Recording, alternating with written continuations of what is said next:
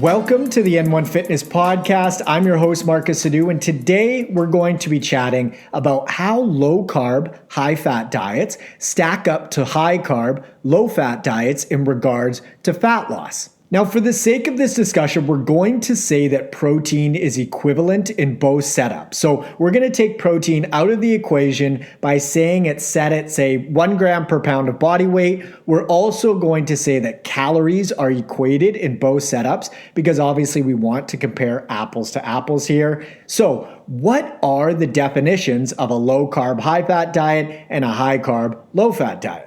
I would consider low carb to be a total of 150 grams of carbohydrates per day or less. We've already established that protein was set, so the remainder of calories would be filled in via fat. I'd consider a high carb diet to be around 300 grams of carbohydrates per day or more. And again, we already established that protein is set, so the remainder of the calories would be filled in via fat. Now, obviously in the low carb setup, fat is going to be higher because carbs are lower, and in the high carb setup, fat is going to be lower because carbs are higher. Now, given these parameters where we're comparing apples to apples because protein and calories are equated for, which approach is better for fat loss? The short answer is, in theory, they'll both produce the same fat loss results, but in practice, they turn out to be pretty different, typically, and I'll explain why. Most of the foods that we eat have some or a lot of fat in them as is, and therefore when it comes to adherence, the high carb, low fat approach is a lot more difficult to follow because you need to be extremely mindful about what foods you choose or else you'll blow your calorie budget.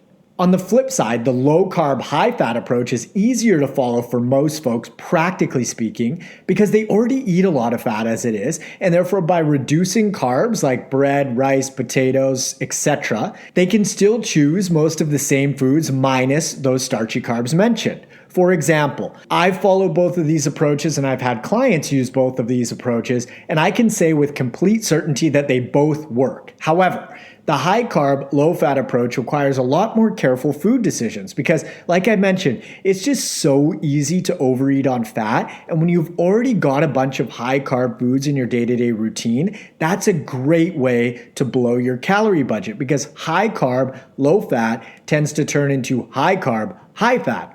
And high carb, high fat is essentially the baseline diet of folks who are overweight. They undereat protein, they overeat fat, they overeat carbs, and that is the perfect recipe to pile on body fat. Foods that you typically see on a high carb, low fat diet are things like lean meat and fish, low fat dairy, bread, rice, potatoes, oats, fruit, and veggies. And as far as sauces and flavors go, you've got to stick to things like herbs and spices and lower calorie sauces like soy sauce and hot sauce. Foods that you typically see on a low carb, high fat diet are all the protein options, not just low fat ones, but also higher fat ones like fatty cuts of meat, fish, bacon, etc. You also see lots of oils, nuts, seeds, butter, avocado, coconut products, and of course veggies. You might even be able to fit a little bit amount of fruit in there. Sauce-wise, you've got a lot more room for calorie-dense sauces because, again, fats are high. You obviously don't see a lot of bread, rice, potatoes, and oats because these options are high in carbohydrates. Now, which approach for the vast majority of people is easier to follow? It's without a doubt the low-carb, high-fat diet because it requires less effort and careful tracking. If you just cut out or cut back on high-carb foods like bread, rice, potatoes, oats, and fruit, you're done. You can continue eating the same way that you had been aside from those higher-carb options. But the higher carb, lower fat approach requires a lot more diligence around food decisions because you have to carefully pick your protein options. You need to be mindful of getting bread, rice, potatoes, oats, fruit, etc. But you can't add much of any fat to your diet. So you can't put peanut butter on your bread, you can't add butter to your potatoes, and you can't throw a handful of nuts in your oats. Also, eating out at restaurants becomes more difficult on a higher carb, lower fat diet because restaurants already cook with ridiculous amounts of fat, and therefore you have to be really mindful about what protein option you choose, how it's cooked, all the add-ons, sauces, flavorings, etc. versus a low carb, high fat person is just like, hold the potato, done.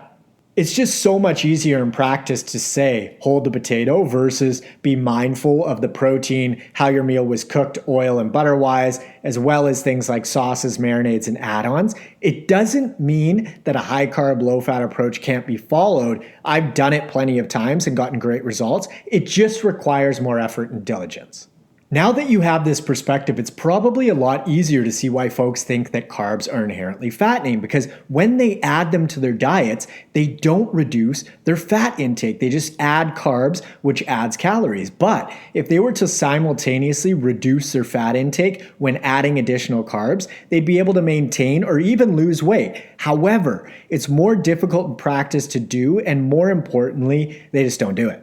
There's also something to be said for carbs and added fats, meaning most folks don't just add carbs to their diet on their own either. They add carbs and then they add additional fats too. So for example, no one adds just dry bread to their diet. They add bread with peanut butter and jelly, or potatoes with butter and sour cream, or pasta with really calorie dense heavy sauces. So there's no magical fat gaining properties to carbohydrates. It's just the way in which we eat them in combination with high fat foods that drives our total calorie intake up.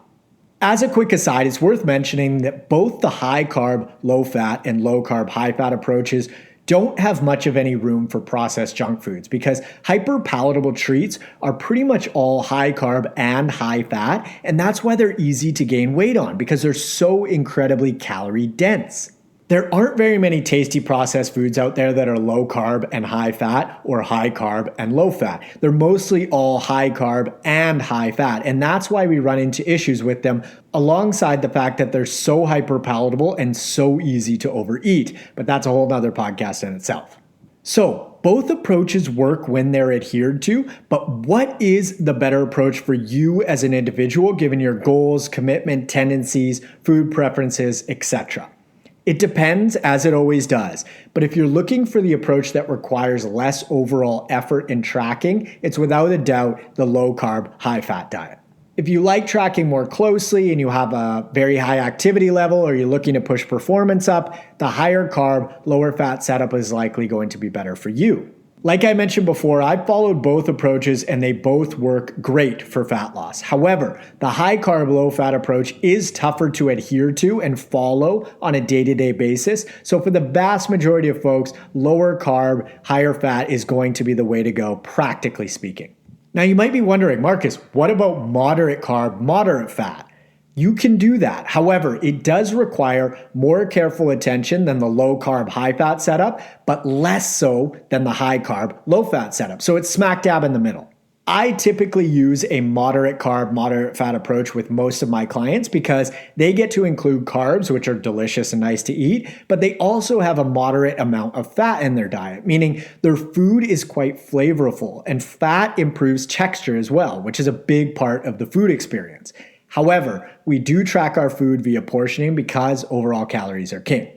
If you're not losing weight, it's because you're eating too many calories. You guys don't hear me making absolute statements very often. I'm a nuanced guy and I love to dig into the details, but when it comes to fat loss, you have to be in a calorie deficit. No ifs, ands, or buts about it. And if you hear anyone say that calories don't matter for fat loss, run in the other direction. Folks will often blame things like hormones, menopause, starvation mode, or not eating enough. That's all bullshit. It's calorie intake. Now, it absolutely matters as far as how you set up your nutrition in regards to sustainability, preferences, your goals, lifestyle, schedule. All that stuff matters if you want to be successful long term. But what all of those things boil down to at the end of the day is calories in versus calories out. You cannot work around that simple truth no matter how you jig it up. If you're interested in applying for one-on-one nutritional coaching and or workout design with me, you can click the link in the description below or head on over to n1fitness.com/coaching. Follow me up on Instagram at N1Fitness and feel free to friend me on Facebook at Marcus Sadu. Lastly, be sure to hit subscribe on whatever platform you're using. Thanks so much for tuning in and I will catch you on the next episode. See ya.